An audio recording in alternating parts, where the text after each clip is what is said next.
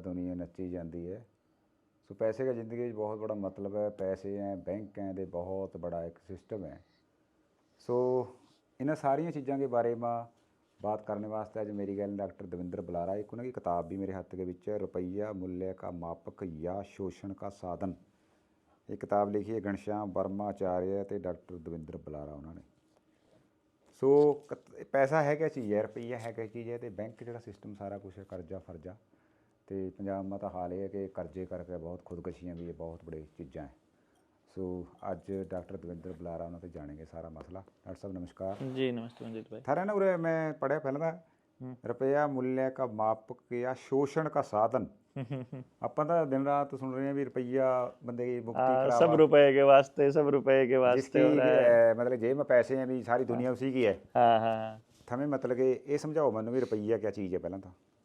मैं आपको मंजीत भाई एक बात बताऊं, अगर किसी आदमी को अगर इस सवाल का जवाब ढूंढने को ही मिल जाए ना खाली कि ये रुपया जो आपकी जेब में है, ये रुपया असल में क्या है, अगर कोई इसको ही सर्च कर ले तो बस आपको सब समझ में आ जाए कि आपने जितना आज तक समाज में आपने, मैंने, किसी ने भी, किसी के साथ भी जितना भी धोखा किया, झूठ बोली, या इस रुपए के लिए आपने अपनी ज़मीन बेची, या आप घर छोड़ कर गए, या आप कुछ और कर गए, तो आपको पता चलेगा कि आपने जो कुछ भी किया वो असल में कबाड़ के लिए किया। वो रुपया था ही नहीं। अच्छा, जिसके लिए आपने ये सब किया रुपया नहीं था। वो रुपया नहीं था।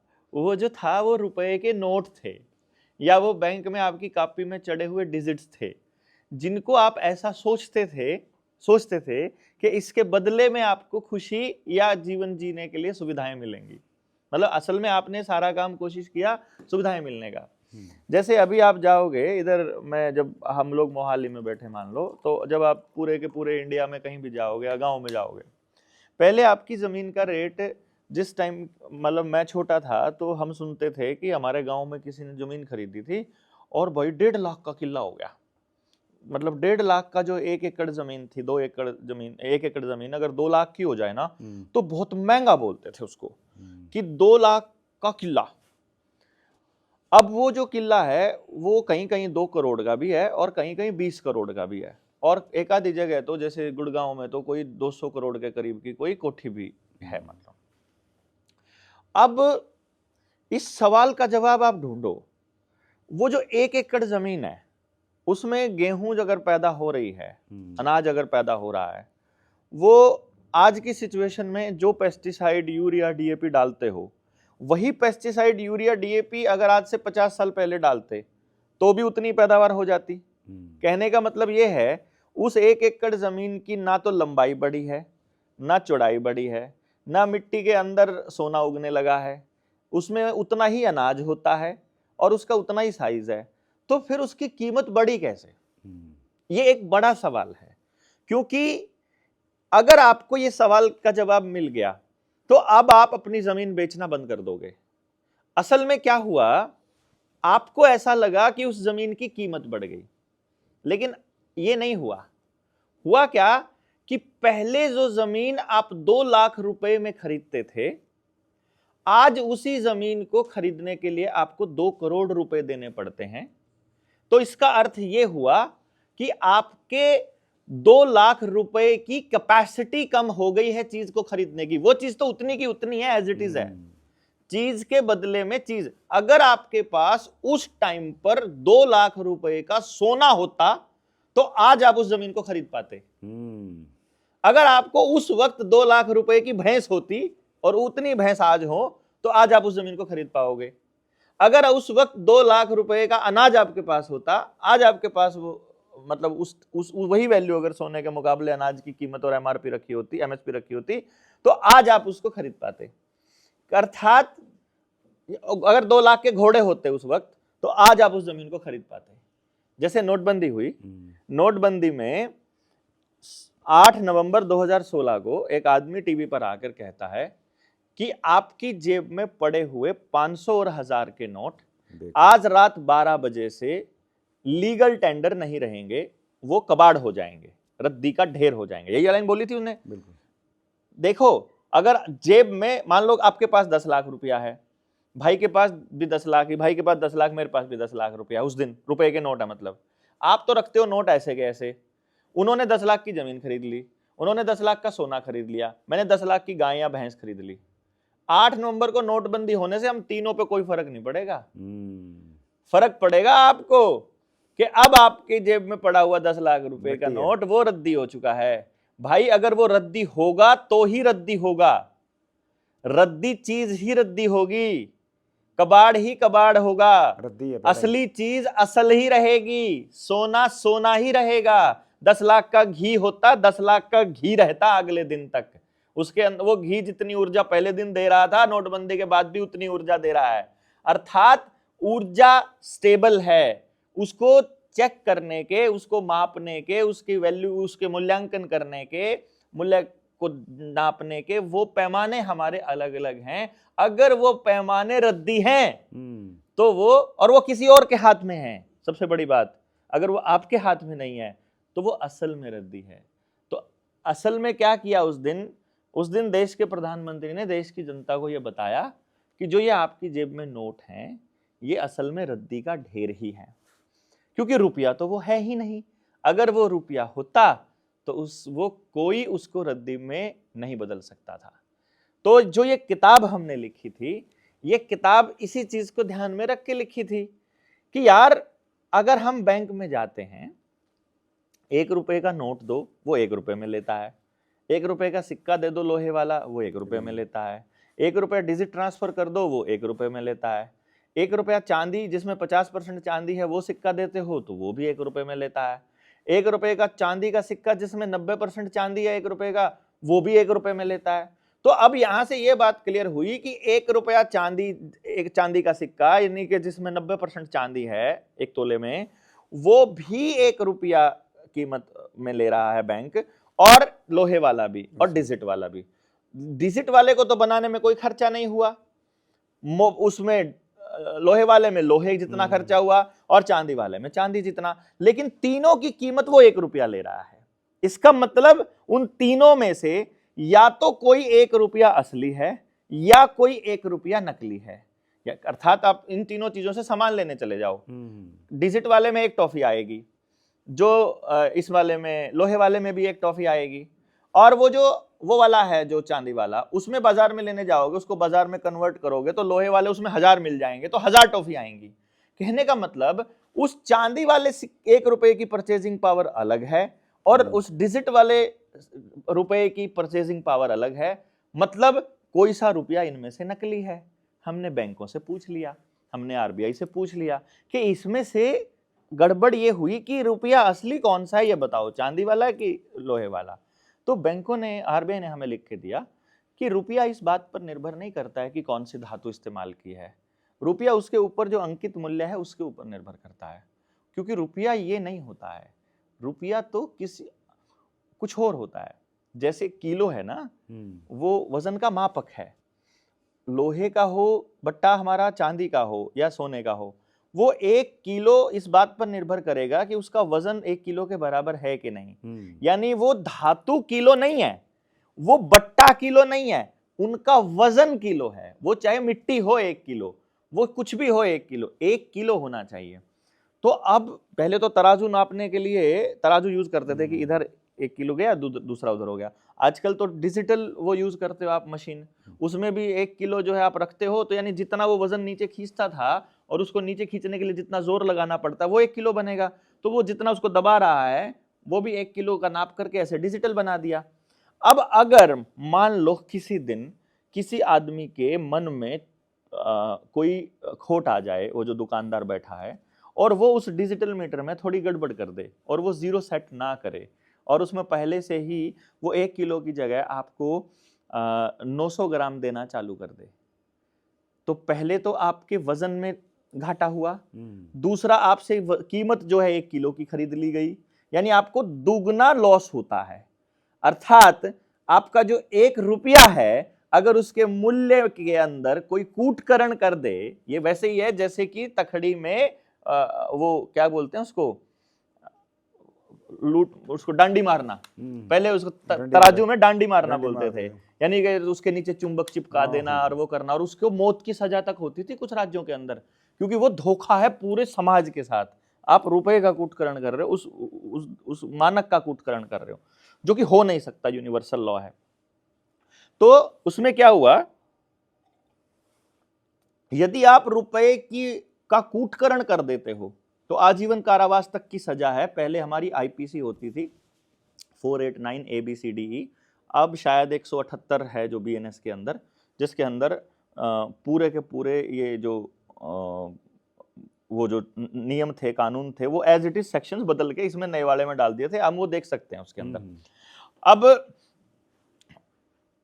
रुपए का कूटकरण जो बात हो रही थी, अब हमने ये पता किया, इसका मतलब है कि ये किलो कुछ और है और रुपया कुछ और है। ये जो सामने दिखाई दे रहा है ये ना किलो है, ये ना रुपया है।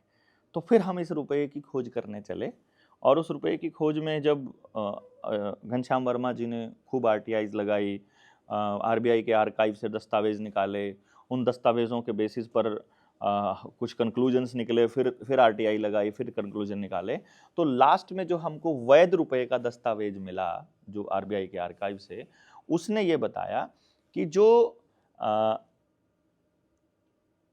15 रुपया है बराबर 1 मोहर, ये रुपये का असल मानक है। सोने की मोहर तो सोने की ही होती थी, 1 तोला सोना होता था उसमें। तोला मतलब 11 ग्राम 664 मिलीग्राम। तो 11.66 ग्राम को जब हम डिवाइड करते हैं 15 से, तो निकल के आता है 0.777 ग्राम, यानी कि 777 मिलीग्राम शुद्ध सोना 24 कैरेट का।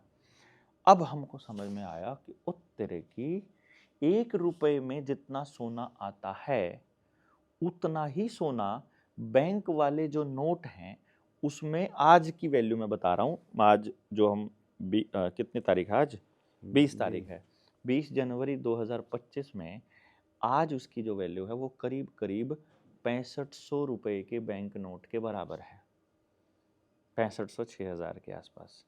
यानी मैं इसको कम से कम में भी 6000 भी मान लेता हूँ, तो बैंक में पैसा कर्जे में लेना और फिर उसकी चुकता इंस्टॉलमेंट में देना, ये 6000 गुना की ठगी है लोन लेने वाले के साथ।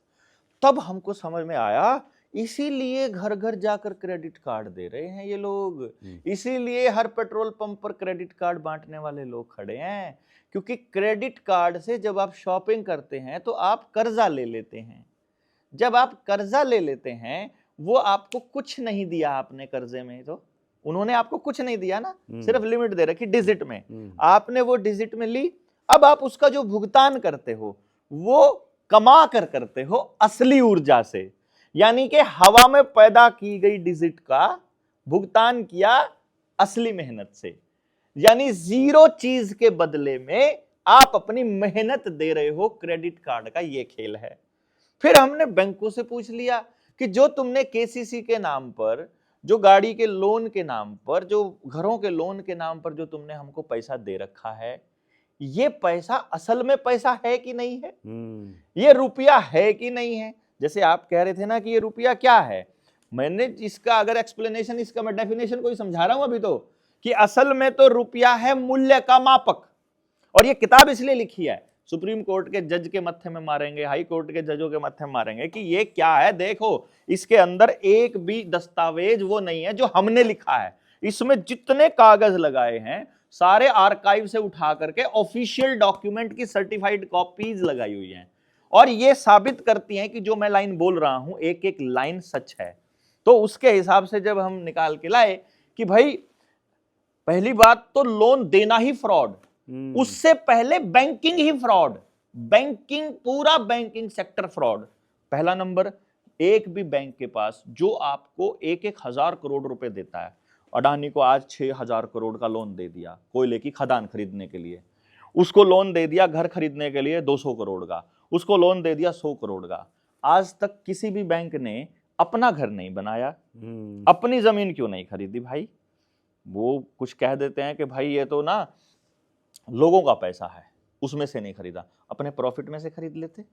प्रॉफिट तो लोगों का नहीं है ना, वो तो तुम्हारा है, क्योंकि अब तो हमें पता चल गया ना कि आरबीआई और सारे बैंक सरकारी नहीं है, प्राइवेट हैं। अच्छा। 2019 में आप मद्रास हाई कोर्ट का वो फैसला चाहो तो आप एडिट ढूंढ के सर्च करके इसमें आप लगाना अपनी एडिटिंग में कि आरबीआई एक कर्मचारी था, उसने क्या किया, वो बैंक में नौकरी करता था, उसका यूपीएससी का एग्जाम क्लियर हो गया। तो जब वो यूपीएससी के सिलेक्शन के बाद फाइनल जब डॉक्यूमेंट चेक कराने गया तो उसको इस वजह पर, इस बिना पर उसको सिलेक्शन नहीं दी गई थी कि तुमने अपनी सूचनाएं छुपाई हैं, तुम बैंक कर्मचारी थे, जबकि वहाँ तुमसे पूछा गया था। तो उसने कहा वहाँ ये पूछा गया था क्या आप सरकारी कर्मचारी हो। मैं पीएनबी में शायद वो नौकरी करता था, तो पीएनबी को लोग सरकारी में सोचते हैं, एसबीआई को भी सरकारी सोचते हैं, पीएनबी या एसबीआई में कहीं नौकरी करता था। उसने कहा आपको ये गलत फहमी है कि बैंक सरकारी होते हैं। हमको ट्रेनिंग में पहले दिन सिखाया जाता है कि आरबीआई और बैंक सरकारी नहीं होते और ना आप सरकारी कर्मचारी हो। अच्छा। आपको नेशनलाइज जो शब्द इस्तेमाल किया जाता है, जैसे एनजीटी है, एनसीएलटी है, डीआरटी है, ये ट्रिब्यूनल जितने हैं, ये असल में इनके गैर कानूनी काम करने के अड्डे हैं। वैसे ही आरबीआई भी इनके गैर कानूनी काम करने का अड्डा है। जैसे पुलिस प्रशासन और आर्मी इनके गैर कानूनी काम करने के अड्डे हैं असल में, मैं आपको बता रहा हूं। तो मैं ये समझ में आया, जैसे आर्मी वाले शब्द पे आर्मी वाले थोड़े भटक सकते हैं, लेकिन जब आर्मी की सच्चाई जानोगे कि आर्मी का गठन किस वजह से हुआ था, रॉकफेलर फाउंडेशन ने क्यों किया था, ये जो अमेरिका की तर्ज पर सारे देशों की आर्मी क्यों बनी थी, ये खेल आपको समझ में आएगा। तो जो नेशनलाइज्ड खेल, नेशनलाइज्ड जो शब्द है, जब इसको हमने देखा तो वो बोला नेशनलाइज्ड का मतलब ये है कि आपको सेंटर के कर्मचारियों के जैसे भत्ते और सुविधाएं मिलेंगी, इससे ज्यादा आपका नेशनल में कोई रोल नहीं है, आप सरकारी नहीं हो।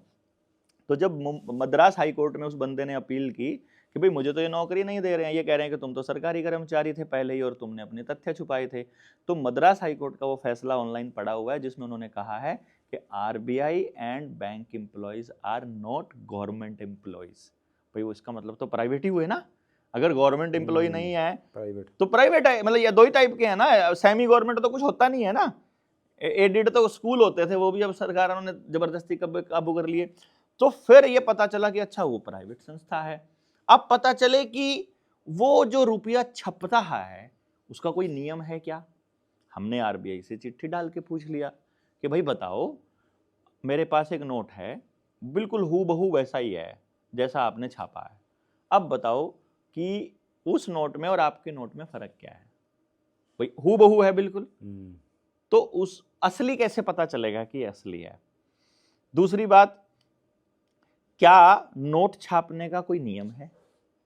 देखो बहुत क्लियर, क्रिस्टल क्लियर हमने सवाल पूछे हैं और वो आरबीआई अलग अलग सवालों के जवाब देकर जब उन सवालों को इकट्ठा करते हैं तो वो फंस जाता है, पूरी कहानी क्लियर होती है। अब आरबीआई हमको ये कह रहा है कि हमारे पास लीगल मनी का कोई डॉक्यूमेंट नहीं है। अच्छा, अभी है ही नहीं, कितने है कि लीगल मनी कौन सा है, असली रुपया कौन सा है, वो उसका कोई डॉक्यूमेंट ही नहीं है, वो बोल रहा है। इसका मतलब सारा इलीगल है। फिर हमसे उस जवाब दे के आरबीआई कहता है कि हमने कहा कि किस नियम के आधार पर तुम ये छाप रहे हो, तो बोलता है सूचना हमारे पास उपलब्ध नहीं है। इसका मतलब तुमको ये भी नहीं पता कि पैसा कैसे छप रहा है, उसके बैग पे क्या रखा है, असली रुपया कहाँ है, क्या स्टैंडर्ड है। वो कहता है कि हमने तो 1970 में या 1947 में या कभी जो है ना गोल्ड स्टैंडर्ड रखना बंद कर दिया था। फिर हमने उनसे ये पूछ लिया कि ठीक है, आपने गोल्ड स्टैंडर्ड रखना बंद कर दिया था, क्या आपको गोल्ड स्टैंडर्ड बंद करने का अधिकार है। पहले देखो, संसद कोई भी कानून पास करे, सबसे पहले तो यह तय होना चाहिए कि क्या उसको वो कानून पास करने का अधिकार है। अब उसका भी जवाब नहीं है उनके पास। फिर कहते हैं क्या तुम्हें वो कानून पास करने के लिए किसी नियम को फॉलो किया है। वो कहते हैं वो भी हमें को नहीं पता। किस नियम के तहत तुमने ये पास किया कानून, या किस नियम के तहत तुम ये पैसे बना रहे हो या क्या चेंज कर रहे हो, वो भी उनके पास नहीं है। फिर जब तुम्हारे पास अधिकार भी नहीं है, उसको चेंज करने का कोई नियम भी नहीं है, और तुमने उसको चेंज कर दिया, तो घर का राज हो गया ना। फिर जनता की सरकार कहां से हुई भाई, फिर लोगों का सवाल कैसे हुआ। फिर तो लोगों के लूट की कमाई को तुम लोगों के मेहनत की कमाई को तुम लूट रहे हो, इसका मतलब तो फिर कैलकुलेशन आता है कि इसका मतलब ये असल में तो रुपया मूल्य का मापक है और बना दिया तुमने इसको शोषण का साधन। अब हम जनता को यह बता रहे हैं कि तुम बताओ, तुम जो कमा रहे हो वो रुपया कमा रहे हो कि कबाड़ कमा रहे हो। अब हम जो कमाते हैं वो किससे कमाते हैं? मेहनत से। मेहनत कहां से कर पाते हैं? शरीर की ऊर्जा से। शरीर की ऊर्जा कहां से आती है? भोजन से। भोजन ऊर्जा कहां से देता है? पौधा कहां से देता है? सूरज से। यानी भोजन पौधे से, पौधा सूरज से, हवा से, पानी से, मिट्टी से। अर्थात हम कुदरत की ऊर्जा को उपयोग करके उस ऊर्जा का उपयोग कर रहे हैं। यानी हम जो लगा रहे हैं अपना एफर्ट वो असली ऊर्जा है। अगर उसके बदले में कबाड़ आपको दिया जा रहा है तो ये तो शोषण का साधन हो गया ना। यानी आप कितना ही भरते रहो होगा नहीं। चेक करके देखना आप अपने आसपास, किसी भी बंदे को देखना, उसने 50 लाख का लोन 6 साल पहले अगर लिया हो या 30 लाख का लोन 6 साल पहले लिया हो और 6 साल हो गए हो उसकी इंस्टॉलमेंट भरते हुए, जाकर पता करना वो उतना ही पड़ा मिलेगा आज भी। बैंक कहता है हम तो पहले ब्याज लेते हैं। अच्छा जी, ब्याज लेते हो तो ब्याज को मूलधन में कन्वर्ट करना तो अपराध है। तो तुम ब्याज ले करके फिर तुम अगले आदमी को उसको कर्जे पे क्यों दे देते हो? फिर उसका मूलधन क्यों बना देते हो? तो वहां भी तुम फ्रॉड कर रहे हो देश के साथ। फिर दूसरी तीसरी बात, हमने लोन देने की प्रक्रिया के ऊपर पूरा रिसर्च करके देखा तो असल में खेल क्या होता है? असल में खेल ये होता है कि वो होना तो क्या चाहिए कि बैंक के पास एक पैसा पड़ा है, प्रॉपर्टी पड़ी है, आप उससे लोन मांगने गए, बैंक ने देखा मेरे पास पैसा पड़ा है, मैं उसमें से तुमको इतना दे देता हूं, इतना कम हो गया। मान लीजिए मेरे पास 100 रुपए पड़े थे, आप मुझसे 60 रुपए मांगने आए, तो मैंने 60 रुपए आपको दे दिया, मेरे पास 40 रुपया रह गया, तो मैं अपने खाते में लिख दूं मेरे पास बैलेंस 40 और आपके पास अब 60। ऐसा होना चाहिए? बिल्कुल। लेकिन होता कैसे है, मैं आपको ये खेल समझाता हूँ। बैंक के पास मान लो 100 रुपए पड़े हैं, आप गए 60 रुपए मांगने, वो बोलेगा 60 रुपए की प्रॉपर्टी साथ में देनी पड़ेगी आपको। तो आपको 60 रुपए की जमीन, मकान, वो बोलेगा ना 60 नहीं, कम से कम 80, क्योंकि जितनी उसकी कीमत होगी उसका 80% ही लोन मिलेगा आपको। तो आपको 60 रुपए लेने के लिए आपको 80 रुपए की जमीन या कोई प्रॉपर्टी यहां पर गिरवी रखनी पड़ेगी। तो अब बैंक ने पहले आपकी प्रॉपर्टी गिरवी रखी, क्योंकि वो पहले आपसे सारे कागज लेगा। तो प्रॉपर्टी लिख ली। अब बैंक की प्रॉपर्टी कितनी हो गई? 100 थी, 80 की ओर दे दी, अब आप बैंक की प्रॉपर्टी हो गई 180। अब बैंक इस 180 को नहीं छेड़ता। होना तो क्या चाहिए कि इसी में से आपको भाई वैल्यू आ गई है, अब इसमें से आपको दे दे। बैंक इस प्रॉपर्टी को नहीं छेड़ता। बैंक एक हवा में अकाउंट बनाता है जिसका नाम है क्रेडिट अकाउंट। हवा में, मोबाइल में, ऐसे कंप्यूटर में टक टक टक टक तुम आपका नाम भरा, मंजीत सिंह, पिता का नाम, माता का नाम, गांव का नाम, ये सामने जो कागज पड़े उनके आधार पर करा, बन गया जी अकाउंट। अब इसमें फिर वो लिख देता है लो जी 60 रुपए दे दिए। अब इस 60 रुपए को ट्रांसफर कर देता है आपके बैंक अकाउंट में, जो आपका सेविंग अकाउंट है, और आपको लगता है मुझे लोन मिल गया। असल में उन्होंने आपको हवा दी, हवा के बदले आपने अपनी प्रॉपर्टी दे दी। अब आप पैसा कमाने चलोगे, मेहनत करोगे, मेहनत करते जाओगे, मेहनत करते करते वो लोन जैसे ही पूरा होने लगेगा, 80 रुपए का लोन था, आपने 20 रुपए उसके ऊपर ब्याज भी दे दिया, सॉरी 60 रुपए का लोन था, 20 रुपए का लोन भी ब्याज भी दे दिया। 80 रुपए जैसे ही पूरा होने लगेगा, पूरा होने से पहले फिर आपके पास फोन आएगा, मंजीत जी आपका अकाउंट बहुत अच्छा है, सिबिल स्कोर बहुत बढ़िया है, आपका क्रेडिट कार्ड भी बन रहा है, आपका नया आपको टॉपअप मिल जाएगा बढ़िया सा 4 लाख का, बिना किसी डॉक्यूमेंट के, बिना किसी और चीज के। फिर आप सोचोगे यार बिना उसके मिल रहा है, चल बाइक ले लेंगे, चल कार ले लेंगे, चल कुछ और ले लेंगे, चल दे दो भाई। फिर आप जोर लगा लगा के फिर आप और ले लोगे, फिर वो बोलेगा जी एक और लोन मिल सकता है आपको। मतलब जब तक आप किस्तें दे रहे हो तब तक वो आपको लोन देते रहेंगे, तब तक आपको वहां तक पहुंचा देंगे जब आप लोन की किस्त देने की पोजीशन में नहीं होंगे। फिर वो आपको बोलेगा साले पे नहीं कर सकता था तो लिया क्यों था। मतलब वो प्लान करके हवा के बदले आपको कर्जदार बनाते रहते हैं, और आप अपनी सारी पूंजी, कई बार तो मेरे पास मैसेजेस आते हैं जी पहले हमने मतलब एक प्लॉट बेचा, फिर हमने अपने गहने, पहले गहने बेचे, फिर सेविंग अकाउंट तुड़वाए, एफडी तुड़वाई, वो लोन भर रहे हैं, भरा ही नहीं जा रहा है, अब कहाँ जाएं, अब तो जीना मुश्किल हो गया है। तो ये इतना बड़ा खेल कि नकली हवा के बदले आपको असली आपकी पूंजी खरीदी जा रही है। तो फिर ये देखा कि यार ये रुपया तो सरकारें अपने आप से रुपए के नोट, रुपए का ये तो खरीद रहा है। तो असल में अब आपको जब आपकी ज़मीन लेनी होती है तो वो क्या करता है, बोलो जी मुआवजा कितना चाहिए? 30 लाख का किला है, 50 लाख लो, 50 लाख से कम में बात नहीं बनेगी। उनको क्या दिक्कत है, 50 लाख दे देंगे हवा ऐसे, लो 50 लाख, लो 2 करोड़, लो 5 करोड़। आपने अपना एक किला 20 करोड़ में बेच दिया, बाहर निकल के देखोगे 20 करोड़ में उतना सामान नहीं आता है जितना पहले 2 लाख में आ जाता था। क्योंकि चेक करोगे ना, कैलकुलेशन करोगे तो आपको मालूम पड़ेगा कि अगर मैं 1970 का भी अगर भाव कैलकुलेट करने लग जाऊं, अभी हमने इस किताब के अंदर पूरा डिटेल में दिया हुआ है, यानी कि पूरी दुनिया के अंदर जितने भी ट्रांजैक्शंस हैं जो कि वैध ट्रांजैक्शंस हैं, वो सारे के सारे ट्रांजैक्शंस असल में सोने के बदले होते हैं। आज भी दुनिया के अंदर जब भी कभी ऐसा होता है तो वो सोने के बदले ही होता है। अंग्रेजों ने इतना बड़ा खेल खेला आरबीआई बना करके, आरबीआई के बना करके इस खेल में जब हम इस जॉन हॉपकिंस यूनिवर्सिटी की इस रिपोर्ट का जब हमने हवाला दिया है, ब्रिटिश सरकार ने जो हमसे जो लूटपाट की है, ये पहले ये बताता हूं, फिर मैं आपको वो कीमत के हिसाब से बताता हूं। इसके अंदर जब हम कैलकुलेशन करते हैं तो जो भारत में ब्रिटिश इंडिया की वो चल रही थी, और आरबीआई बनने के बाद जब अंग्रेजों ने बोला कि अब तुम अपने सिक्के और अपने नोट चला लो और अब तुम्हें जरूरत नहीं है, तो हमारे वाला जो है वो हमें दे दो, तो वो रुपया अपना ले गए। उस टाइम का सारा रुपया चांदी में या सोने में था, या तो मोहर थी या फिर रुपया था, रुपया भी चांदी का था। नोट थे उनको भी वो धातु में कन्वर्ट करके ले गए, क्योंकि वो कहते हैं कि नोट के बदले धातु रखी तो है। आपने सुना होगा ना अपने बुजुर्गों से कि भाई जितना सोना रखा होता है उतना ही नोट छाप सकते हैं। वो वाली लाइन है कि जितना सोना पहले रखना पड़ता है उसके बराबर की कीमत का ही नोट छपता है। यानी ये प्रॉमिसरी नोट है कि रुपया तुम्हारा हमारे पास रखा है, तुम ये प्रॉमिसरी नोट पकड़ो। तो जब उसको, यदि हम उस सारे रुपए को, सारे धन को, यानी चांदी है, रुपया है, सोना है, मोहर है, अगर उसे गोल्ड में कन्वर्ट कर देते हैं तो आजादी का जो डेट है 15 अगस्त 1947, उससे पहले 14 अगस्त 1947 को हमारे पास जो सोना था, जो रुपया था, और आजादी की डेट जो तथाकथित आजादी की रेट है, उससे अगले दिन में हमारा देश कितना गरीब हुआ उसका कैलकुलेशन करते हैं तो अंग्रेज उस तारीख को हमारे देश से 4,36,700 टन सोना लेके गए थे एक रात का। एक रात की लूट है ये, रुपए के कूटकरण की लूट से पहले की बात बता रहा हूं मैं, ये लूट। और इसी तरह से आपको लोन दे करके 6,000 गुना की लूट प्रत्येक 1 रुपए पर हो रही है।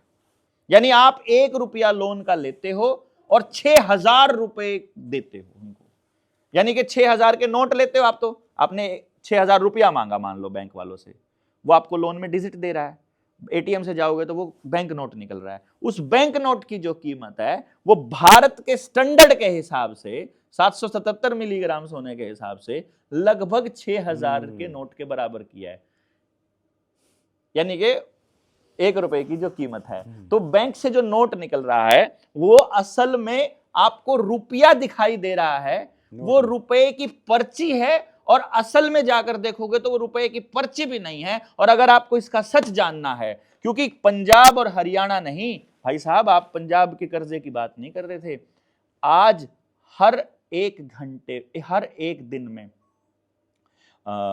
लगभग ज्यादा नहीं करता तो 33 किसान आत्महत्या करते हैं रोज के, एवरेज जो है। मतलब आप इससे कैलकुलेशन करके देख लीजिए कि हमारा देश में, हमारे देश का किसान, ये तो वो आत्महत्या है जिसमें किसान ये डिक्लेयर करके मरता है कि मैं कर्जे की वजह से मर रहा हूं, जिसमें पता ही नहीं चलता उसकी वजह से मर रहा है, या जिसको रिपोर्ट नहीं करते, वो तो बात, कहानी तो अलग है। साल का 12,000 का आंकड़ा निकल के आता है। ये मैंने इसका, जब हमने इस चीज को जब आगे इस पूरी कैलकुलेशन को दिया कि भाई यार ये तो यार बड़ा पंगा हो गया, अगर हम लोग अपने ही रुपए को नहीं समझ पा रहे हैं और हम अपनी अवमूल्यन को नहीं समझ पाएंगे तो भाई फिर कैसे देखेंगे हम लोग। तो इसके लिए हमने कैलकुलेशन दिया, किसान और मजदूर के लूटपाट और शोषण का रहस्यमय जाल, इसके अंदर एक किताब दिया। इसमें हमने कहा कि चलो हम गेहूं की कीमत की तुलना कैलकुलेशन कर लेते हैं। गेहूं का 1970 और 1924, अभी तो 24 गया, हमारी किताब 24 में छपी है तो इसलिए हमने 24 का रेफरेंस दिया कि 1970 और 24 में गेहूं की तुलनात्मक, 1970 में जो गेहूं का रेट है वो 50 रुपए प्रति क्विंटल है जी। और 1 क्विंटल गेहूं की कीमत 50 रुपए हो गई, तो अर्थात उस समय सोने का भाव है 184 रुपया प्रति 10 ग्राम, तोला नहीं 10 ग्राम के हिसाब से लगाते हैं। तो इस कैलकुलेशन से जो 1 क्विंटल गेहूं अगर कोई बेचता है किसान 50 रुपए में, करीब करीब 2.717 ग्राम सोना मिलता है उसको, 2.717 ग्राम सोना। अगर अब हम क्या कह रहे हैं, किसान मतलब किसान को क्या कहना चाहिए, अगर मैं कहूं उसको एमएसपी मांगनी ही नहीं चाहिए, वो ये कहे कि तुम 1970 का रेफरेंस मैंने क्यों दिया, क्योंकि 1970 में वो आपको कह रहे हैं कि तुम गरीब हो, तुमसे उत्पादन नहीं हो रहा है और तुम इस देश को हमें बचाना है भूखमरी से। असल में क्या हुआ था, जो सिचुएशन आज है वही 1970 में थी। आज क्या हालत है, किसान की मंडियों के किसान के पास गेहूं स्टोर नहीं है, क्योंकि उसकी कमाई जो है वो डेली घटती जा रही है। बिल्कुल। उसके पास अपना बीज नहीं है, उस टाइम पे किसान के पास अपना बीज होता था। उस टाइम किसान की खेत में जो लागत है, जो रुपए में जो कंपनियों को जो देने वाली लागत है, वो शून्य है ना, वो क्योंकि उसकी जो हैरो है, उसका जो कल्टीवेटर है, उसका जो फाड़ी है, वो सारी लुहार कर रहा है, तो कंपनी को एक पैसा नहीं जा रहा। बीज उसका अपना है, पानी या नहर का है या बारिश का है या कुएं का है या अपने उसका अपना रहट का है, जैसा भी है उसका अपना है। ना पानी पे 1 रुपया खर्चा है, ना बिजली पे 1 रुपया खर्चा है, ना बीज पे 1 रुपया खर्चा है, ना उसके जोतने पे 1 रुपया खर्चा है, ना काटने पे 1 रुपया खर्चा है, सिंगल भी पैसा खर्चा नहीं है। और 1970 में जीरो खर्चे में वो अपने 1 क्विंटल गेहूं के बदले में 2.717 ग्राम सोना ले रहा है। अगर एक खेत के अंदर हम 40 मन गेहूं बोलते हैं, वो क्या बोलते हैं 10 मन गेहूं होती थी, 15 मन गेहूं, अरे 15 मन गेहूं मान लेते हैं, 15 मन गेहूं का क्विंटल कितना बना, लगभग 6 हो गया है, 6 क्विंटल, 6 क्विंटल में हो गया 12 ग्राम सोना। 12 ग्राम सोने का मतलब ये हो गया 13 ग्राम के करीब, यानी कि 1 तोले से फालतू सोना हो गया। उस 15 मन गेहूं की बात कर रहा हूं मैं, तो मैं नहीं कह रहा हूं आपको कि आपको 50 क्विंटल होना चाहिए आपके खेत में, अरे उसी 6 क्विंटल में ही 6 क्विंटल गेहूं अगर उसके खेत में होती है तो शुद्ध मुनाफा है उसका 1 तोले सोने से फालतू। आज के टाइम पर वही किसान बीज भी उन कंपनियों को दे रहा है, पेस्टिसाइड यूरिया भी उनको दे रहा है, ऊपर से सरकार भी सब्सिडी के नाम पे उन कंपनियों को पूज रही है, फिर वो ट्रैक्टर का खर्चा, डीजल का खर्चा, कटाई का भी, बुआई का भी सारा पैसा मशीनों पे दे रहा है, यहां तक कि वो जो स्प्रे की मशीन है वो भी मशीन कंपनी को बेनिफिट दे रहा है। यानी जब उसका हर काम पैसे से जा रहा, खर्चा हो रहा है, तो आमदन में भी उसके बराबर होना चाहिए। तो हम क्या कहना चाहिए, हमको 1970 के भाव के हिसाब से सिर्फ 13 ग्राम सोना दे दो, बात खत्म। 13 ग्राम सोना उस 6 क्विंटल का, 6 क्विंटल अगर आज के टाइम पे 6 कितना हो जाता है, 40-45 क्विंटल तो नॉर्मल हो जाता है, 7 गुना हो गया ना, तो 8 तोला सोना हो गया हमारा। 8 तोले सोना दे दो हमारे को 1 क्विंटल, 1 किले से, 1 किले की पैदावार में जो आज हम करते हैं, तो हम बराबर माने जाएंगे। लेकिन लूट की बात बता रहा हूं आपको कूटकरण से, कि अगर 1 क्विंटल गेहूं बेच रहा है, वो कैलकुलेशन हो गया। अब अगर यही चीज हम आज के हिसाब से देखते हैं 2024 के हिसाब से, तो गेहूं का जो मूल्य है वो 2170 रुपए है। उसके हिसाब से अगर हम सोने का भाव कैलकुलेट करते हैं कि भाई 1 क्विंटल गेहूं बेचकर आज कितना खरीदता है, तो वो बनता है 0.3338 ग्राम गोल्ड। 0. कहां 3.25 ग्राम मिल रहा है, कहां वो आधे ग्राम से भी कम मिल रहा है।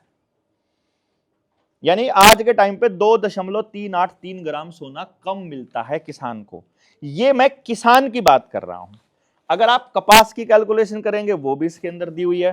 अब अगर इसके अंदर कई बार दिक्कत आ जाती है कि किसान मजदूर की गड़बड़ हो जाती है। ट्रैक्टर की कीमत हमने इसके अंदर दिया है, फिर हमने इसके अंदर मजदूर की मजदूरी का कैलकुलेशन किया है, क्योंकि आपको यह समझना पड़ेगा शरीर की मेहनत असली ऊर्जा है, और जो आपको अगर जो नोट दिया जा रहा है अगर ये असली नहीं है तो लूट कैसे होती है।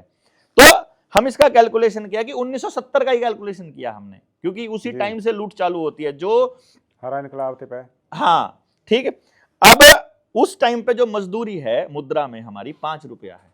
1970 में मजदूर की मजदूरी 5 रुपया, और उस 5 रुपए में अगर सोना खरीद रहा है तो 271.73 मिलीग्राम गोल्ड खरीद रहा है वो एक दिन की दिहाड़ी में 271 मिलीग्राम।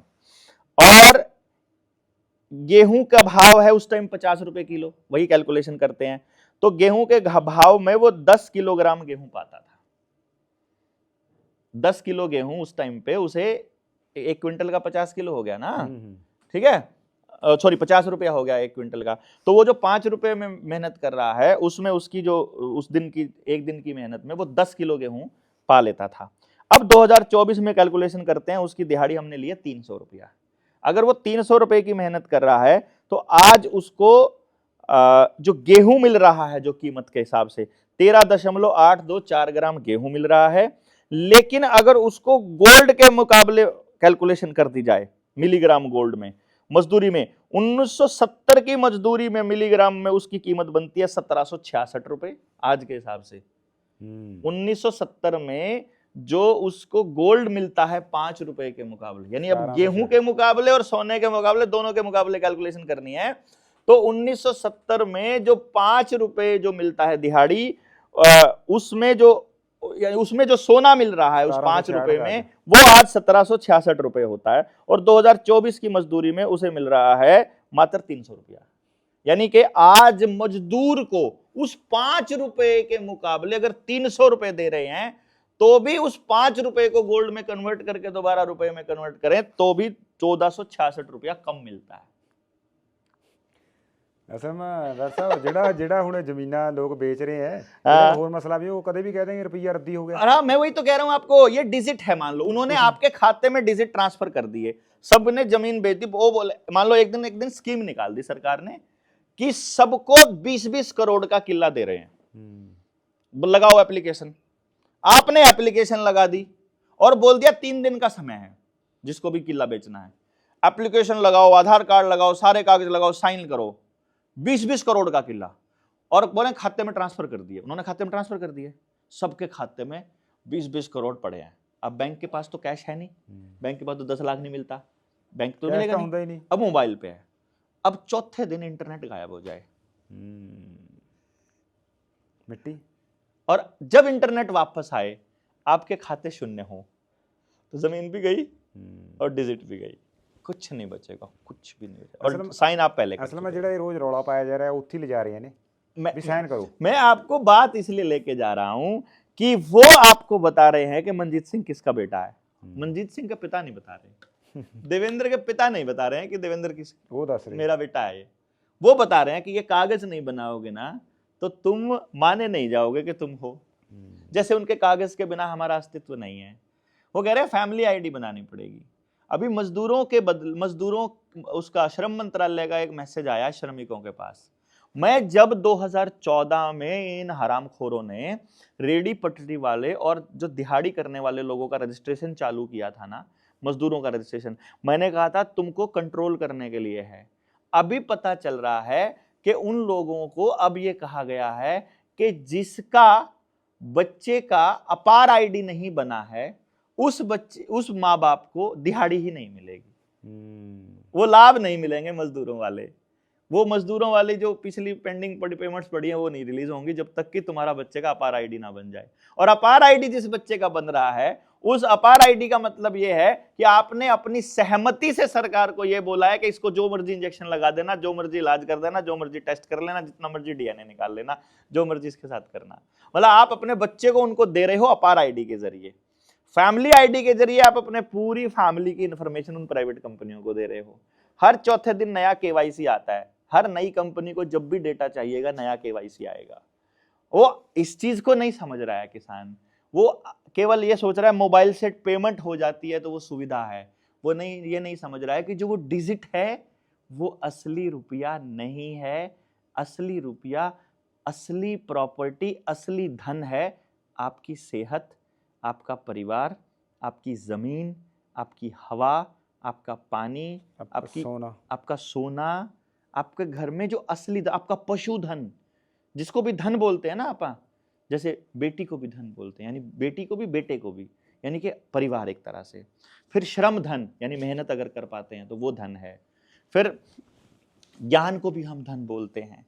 असली धन ਇਹ है ਧਨ ਜਿਹੜੇ ਘਟਦੇ ਨਹੀਂ, ये कभी कम नहीं असली होंगे, ਧਨ ਜਿਹੜਾ ਕਦੇ ਨਹੀਂ ਘਟਦਾ, कभी नहीं घटेगा। ना बस कभी- ये नियम है, ਨਾ बिल्कुल ਕਦੀ- बिल्कुल ਨਹੀਂ ना। ਜਿਹੜਾ ਅਸਲੀ ਧਨ ਕਦੇ ਨਹੀਂ ਘਟਦਾ। हाँ, ਆਪਾਂ ਕਹਾਂ ਵੀ ਵੱਧ ਰਿਹਾ ਹੈ, ਪਸ਼ੂ ਹੋਰ ਵੱਧ ਰਹੇ ਹੈ, ਹਾਂ ਬੱਚੇ ਅੱਗੇ ਹੋ ਰਹੇ हैं, सारा ਵੱਧ ਰਿਹਾ है, ਜ਼ਮੀਨ का वो हो रहा है, ਵੱਧ ਰਿਹਾ, पैदावार बढ़ रही है, बढ़ रही है। हो रहा है। यानी देखो आप एक तरह से ये समझो आप कि आपको भूख है अगर 5 रोटी की, 5 रोटी आज बनाओ, 10 साल बाद बनाओ, 50 साल बनाओ, उतने आटे की मिलेगी, उतने ही आटा घटेगा नहीं, कभी आटा नहीं घटेगा, उतना ही आटे की बनेगी और उतनी ही ऊर्जा देगी जितनी 50 साल पहले दे रही थी, अगर वो वही बीज है और वही। नहीं ਹੁਣ ਤਾਂ ਮੈਂ ਸਮਝਾਇਆ ਨਾ ਵੀ ਉਹ 5 ਰੁਪਏ ਦੇ ਰਹੇ थे, ਅੱਜ 300 दे रहे, वो भी मिट्टी है। हाँ वो भी वो मिट्टी 5 का 300 हो गए, मिट्टी है, है, मिट्टी है। पर अब ये सोना समझना, सोना ਜਿਹੜਾ ਹੈਗਾ ਉਹ ਵੱਧ ਰਿਹਾ, वो बढ़ रहा है, वो बढ़ नहीं रहा। असल में वो कह रहे हैं रुपए की कीमत घट गई। ये वैसी ही लाइन है कि किलो का वजन घट गया। रुपए की वैल्यू कैसे घट जाएगी यार? रुपया खुद किसी की वैल्यू तय करता है।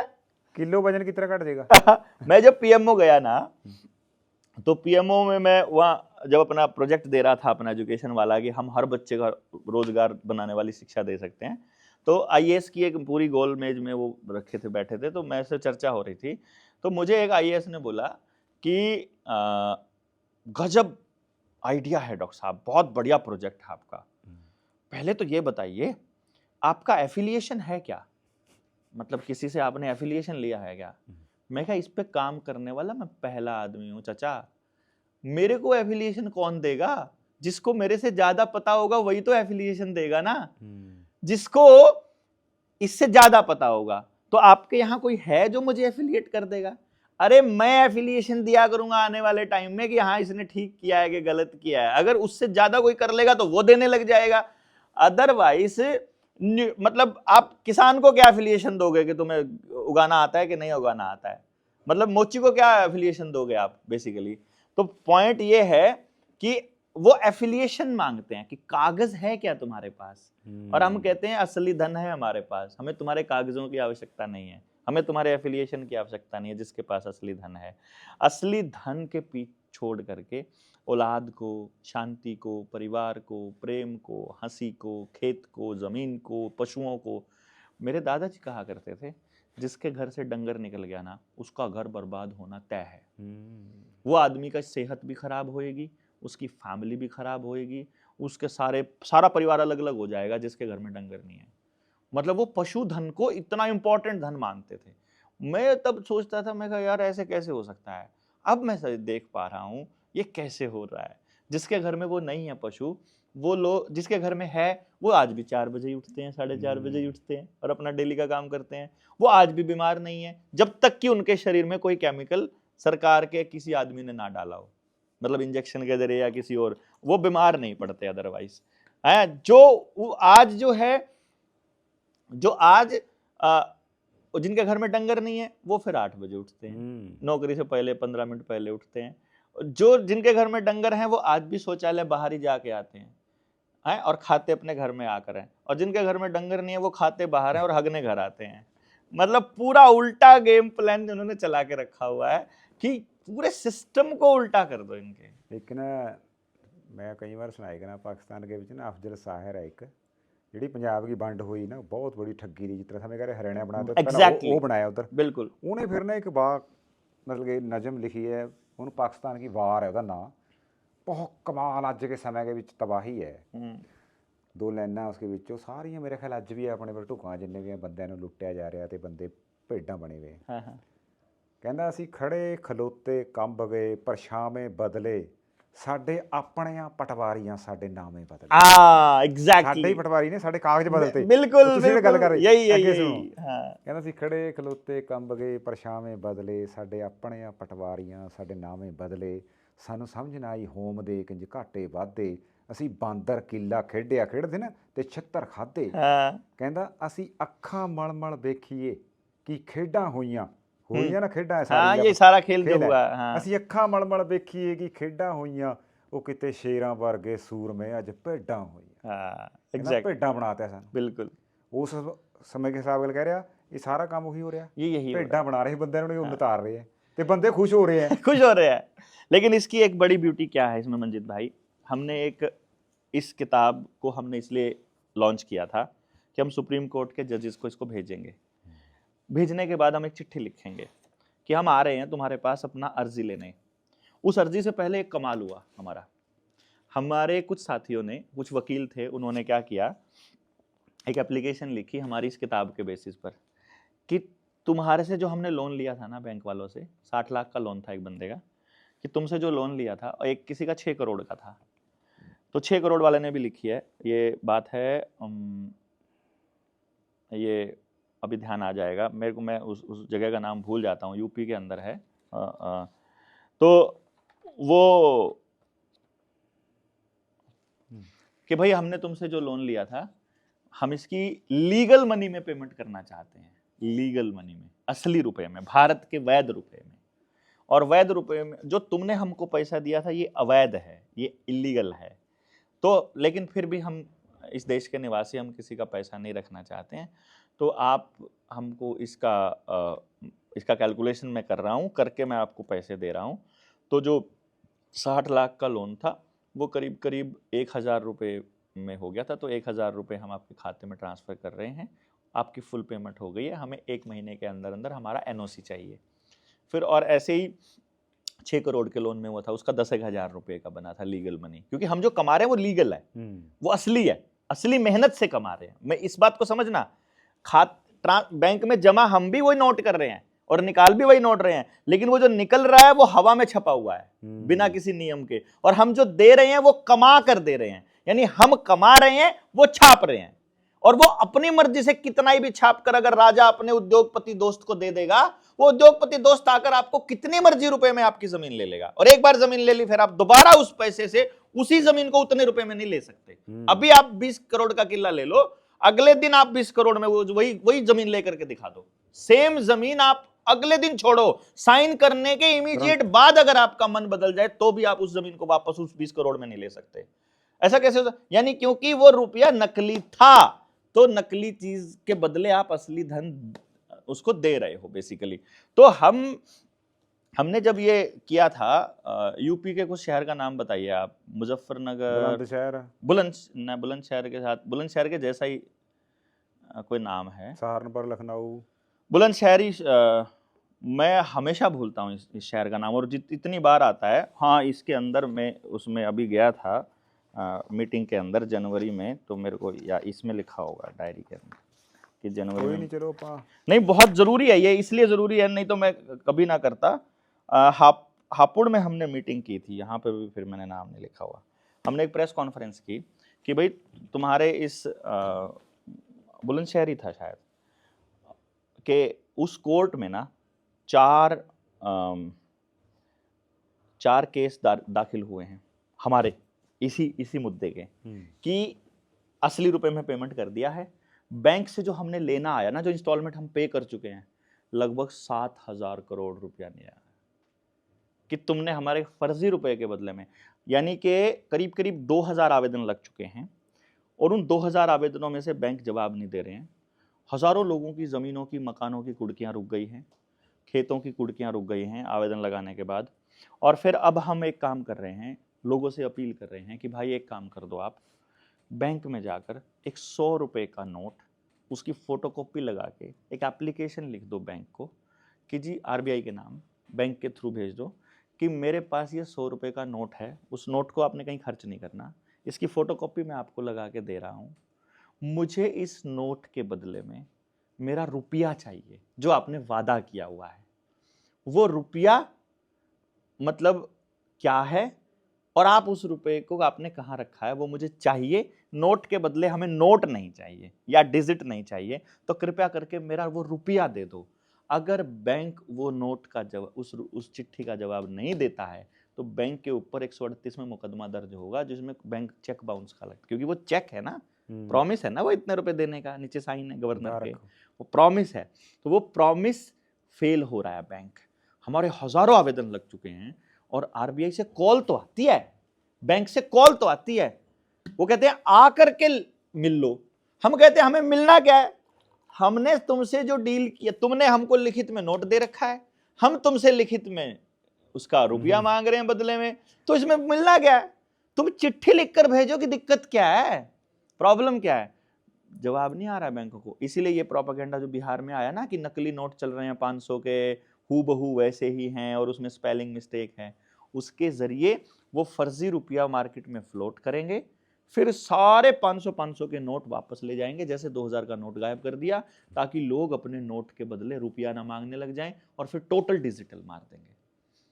ये डिजिटल करेंसी इस देश की जनता के साथ बिल्कुल वैसा ही फ्रॉड होगा जैसा फ्रॉड 1947 में 15 अगस्त के दिन हुआ था। ये डिजिटल करेंसी CBDC इतना खतरनाक खेल है। इसलिए हमने इस किताब के और इस नॉलेज के बल पर हम किसान नेताओं को सबको ये कह रहे हैं कि आओ, जो कर्जा दे रहा है, हम किसी को इस चीज के लिए मोटिवेट नहीं करते हैं कि तुमको कर्जा पे नहीं करना। हम ये कह रहे हैं अगर तुम लड़ना चाहते हो, तुमको समझ में आ गया कि ये फ्रॉड है, आप इस किताब को खरीद सकते हो, अमेजन वगैरह सब जगह लिखी हुई है, डॉक्टर बलारा किताब ₹1 मतलब बुक ₹1 ऐसे में करके ढूंढोगे तो मिल जाएगा। हमने जब इस किताब से जितना पैसा आता है, मैं आपको एक और बात बताता हूँ, एक पार्ट इसका रॉयल्टी के रूप में घनश्याम वर्मा जी को जाता है। मेरे को इसका कोई पैसा नहीं लेना होता, मुझे इसमें से एक पैसा नहीं चाहिए होता है। इसकी कॉस्टिंग के बाद जितना पैसा बचता है, या तो हम इस किताब को बांटते हैं, या हम इस किताब को जितना पैसा आता है यानी बांटते भी किसको हैं, किसी बड़े वकील को, जज को, जो देखते हैं कि ये यूनिवर्सिटी का प्रोफेसर है, यूनिवर्सिटी का वाइस चांसलर है, ये पकड़ो जी और इसको पढ़ के लोगों को समझाओ। और जो पैसा आता है वो सारा समाज के लिए हम इस्तेमाल करते हैं, पूरा सोसाइटी के लिए। ये किताब हमने सोसाइटी को ही समर्पित की हुई है। घनश्याम वर्मा जी की रॉयल्टी के बाद बाकी का जितना पैसा है सारा का सारा सोसाइटी को जाता है। तो इसलिए हमने इस मुहिम में एक प्रोग्राम शुरू किया है कि जिस भी किसान का कर्जा चुकता नहीं हो पा रहा और वो इस जाल में फंस चुका है, जैसे मैंने आपको बताया था, आपको बिल्कुल भी मतलब कोई गलत कदम नहीं उठाना। मतलब मेरा जो रिक्वेस्ट है ना वो ये है कि किसी भी किसान को बस गलत कदम नहीं उठाना। उसने क्या करना है, मैं एक नंबर दे रहा हूं, मैं बोल रहा हूं 7696627656। इस नंबर पर व्हाट्सएप करके अपना डिटेल भेज दो कि मैं कर्जे में फंसा हुआ हूं और ये करके कुछ जानकारियां हैं। अगर कर्जा बहुत बड़ा है, हमारी 2 ही कंडीशन होती हैं इसके अंदर, हम उसका आवेदन लगाते हैं ना, उसकी 2 कंडीशन होती हैं। पहला तो तुमको इस पूरे षड्यंत्र को समझना पड़ेगा बैठ करके, क्योंकि तुम बोल नहीं पाओगे अदरवाइज अधिकारियों के सामने और पुलिस वालों के। हम तुम्हारी लड़ाई लड़ने नहीं आएंगे, कागज की लड़ाई तो कागज लड़ लेगा, गुंडागर्दी की लड़ाई कैसे लड़ोगे? वो आ गए 50 लोग, मान लो तहसीलदार भी आ गया, SDM भी आ गया और पुलिस वालों को लेके आ गए और बोले कि घर खाली करो। आपको केवल पड़ोस को इस बात के लिए समझाना है कि चाचा जब लोन लिया था ना तो लिखित में तुमने हमसे सारे कागज लिए थे, हमको अब डाउट हो गया कि तुमने हमारे साथ ठगी करी हुई है। जो डाउट वाला चिट्ठा भेजा हुआ है ना, उस चिट्ठी का जवाब दे दो पॉइंट वाइज, सही सही, क्योंकि उसके जवाब हमने इस किताब में दिए हुए हैं। तो भाई उसके लोन के हिसाब से उसको ये कहेंगे कि भाई चलो 5-4 किताब लेकर के तुम पड़ोस को अपने साथियों को बांटो, ये उसकी कंडीशन है। और दूसरी कंडीशन ये है कि आप अपना समझो इसको बस, और लड़ाई खुद लड़ो, अपने लोगों को समझाना चालू करो। अगर उसके बाद भी नहीं मानते, देखो कागज की लड़ाई कागज लड़ेगा, कोर्ट की लड़ाई हम लड़ेंगे। अब आपको जमीन की लड़ाई तो फिर उसी को लड़ना पड़ेगा ना जिसका लोन है बाकी, और लड़ेगा तब जब उसे समझ होगी। समझ ही समाधान है और ना समझी ही समस्या है। बस समझ को डेवलप करने की इस मुहिम में हम लोग आगे बढ़े कि किसी तरह से लोगों को पता चल जाए कि रुपया असल में मूल्य का मापक है और उसको शोषण का साधन बनाया हुआ है बैंकों ने, उद्योगपतियों ने, पॉलिटिशियंस के साथ मिलकर के।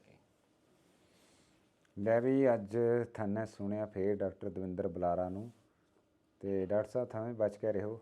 मेरा तो क्या है, क्योंकि थमें जिस तरह कह रहे ना, बंदे ਨੂੰ ਕਹਿੰਦਾ ਵੀ गायब करते हैं ने। ये रुपए पर बोलने वाला इन्होंने कोई नहीं छोड़ा। हिटलर जो था वो इनके खेल को समझ गया था। हिटलर ने फिर अपना डीलिंग जो है वो बोला कि मैं रुपए में डील करता ही नहीं, मैं डॉलर में डील करता ही नहीं, मुझे सोना चाहिए। ਇਹ ਦੇਖੋ ਆਪਣੇ ਜਿਹੜੇ ਆਪਾਂ ਪਹਿਲਾਂ ਬਾਤ ਕਰ ਰਹੇ ਸੀ, ਮਹਾਰਾਜਾ ਰਣਜੀਤ ਸਿੰਘ ਕਿੱਡਾ ਬੜਾ ਰਾਜ ਤਾਂ ਸਿਆਣੇ हाँ, ਬੰਦੇ, ਉਹ ਕਹਿੰਦੇ ਵੀ ਸੋਨਾ ਦਿਓ, सोना दो, बात खत्म, पैसा नहीं, कुछ नहीं नहीं चाहिए तुम्हारा, सोना कुछ दो। नहीं चाहिए, बिल्कुल। यानी असली धन ही वो है। और इसीलिए इन्होंने सोने की खदान, यहां तक कि पानी भी सोना ही है। आप देखो ये लोग या तो फैक्ट्रियों के जरिए पानी को खराब कर रहे हैं नदियों में डाल के गंदा, या फिर बोर करके नीचे डाल रहे हैं, या फिर ये इसके ऊपर इस तरह से बांध बना के कंट्रोल कर रहे हैं कि वहां कोई जा ना पाए। मतलब ये पानी को भी कंट्रोल कर रहे हैं, बीज को भी कंट्रोल कर रहे हैं, रुपए के फ्लो को भी कर रहे हैं, आप कितना सोना रख सकते हो ये भी यही बता रहे हैं। मतलब आप अमीर नहीं हो सकते, ये अमीर हो जाएं जितने मर्जी। ये कहते हैं डिजिट ले लो हमसे जितने मर्जी, ई सोना, ई गोल्ड ले लो, ई गोल्ड मतलब डिजिट्स में हो, लेकिन असली ना हो तुम्हारे पास। असली धन अगर आपके पास होगा तो आपके पास थोड़ा समय बचेगा जिसमें आप देश के बारे में और अपने समाज और अपने बच्चों के भविष्य के बारे में सोच पाओगे। असली धन नहीं होगा तो आपको जब मर्जी लपेटा जा सकता है, गुलाम बनाया जा सकता है। ये गुलामी का दौर है और आज़ाद करने की लड़ाई जनता सरकार मोर्चा इसमें लड़ रहा है। तो मेरा तो यही रिक्वेस्ट है कि ये समझ डेवलप करें, और पंजाब हरियाणा समेत पूरे देश का किसान जो है उससे रिक्वेस्ट यही है, कोई भी गलत कदम ना उठाए। जब भी उसे लगे कि कोई चीज़ बहुत परेशान कर रही है तो ये नंबर मैंने आपको दिया है दोबारा से, 76 96 62 76 56 7696627656। इस पे आप फॉर्म भरोगे लोन वाला, उसमें अपने लोन की डिटेल भर दो। लोन की पूरी जानकारी सही होगी तो आपके पास एक मैसेज आएगा कि आप ये किताब का ऑर्डर कर दो और आपका आवेदन बन के आ जाएगा। और फिर किताब को भी पढ़ना है अच्छे से, और फिर हमारी ट्रेनिंग अटेंड करनी है। उस ट्रेनिंग के बाद आपको सब समझ में आ जाएगा और फिर अपनी फाइट चालू करो। बहुत बहुत शुक्राना डॉक्टर साहब, बहुत धन्यवाद, मेहरबानी। धन्यवाद जी, धन्यवाद, बहुत बहुत धन्यवाद। बड़ा आनंद आया। जंगियाड़े ਦੇ ਤਾਂ ਅੱਗ ਲਾਣੇ ਵਾਲੇ